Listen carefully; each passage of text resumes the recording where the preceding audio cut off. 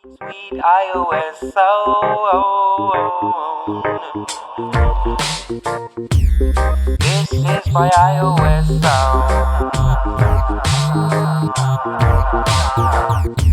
My sweet, sweet iOS sound. Hello and welcome to attaQ. My name is Jakob, I'm your host and you're watching a attaQ episode. This is Blocs Wave and it is absolutely amazing. Not so long ago I put up a Q&A video in where I was stating that normally when I end up sitting listening to the same loop over and over again, not really getting anywhere with my track, I just simply stop. I stop and go do something else. But after putting up the video, I felt that I wasn't really helpful towards the viewers who asked me how to get out of a blockage like that. So I thought to myself, is there any way that one can do that? And Blocs Wave, at least for me, is one of those tools that really helps me get out of a blockage. I went back to an old video I made like a year ago or more. Now it's quite boring, I'm just sitting there singing, but if you watch through the whole performance, there's a commentary afterwards in where I'm going over all of the apps and the stuff I did to actually record that performance. Well, besides that, what I did was I went back into that old project, picked out 4 loops and put them into Blocs Wave, and immediately I felt bored listening to them. And I also just wanted to stop and do something else, but I didn't. I pushed on and Blocs Wave delivered. So before we start anything, I want to show you a new function inside Blocs Wave. It's called a loop start marker and it's this thing. Now when you open up a new loop, then you can find the loop start marker right down here, and what it does is it sets the start for the loop.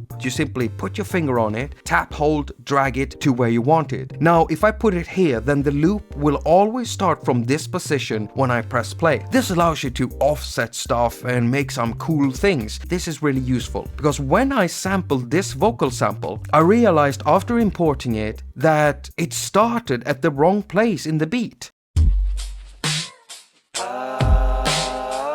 And it was easily fixed by doing this with the new loop start marker. And when you've done that, you don't have to worry about it. It will always stay there.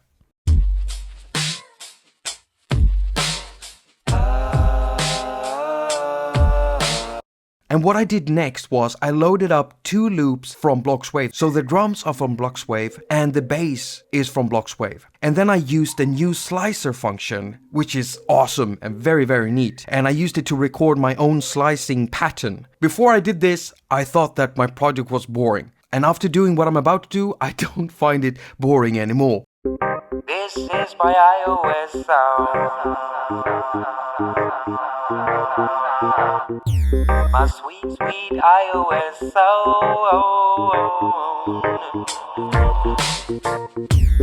This is my iOS sound. My sweet, sweet iOS sound. This is my iOS sound. My sweet, sweet iOS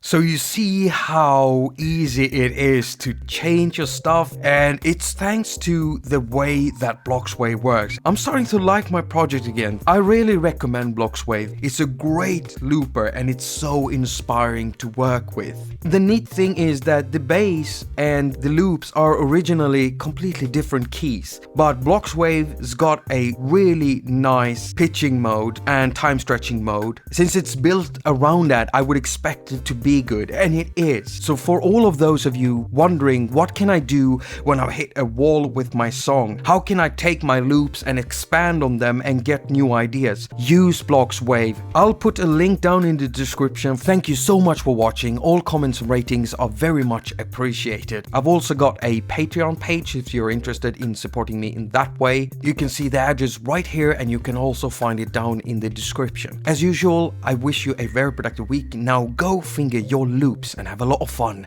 doing it.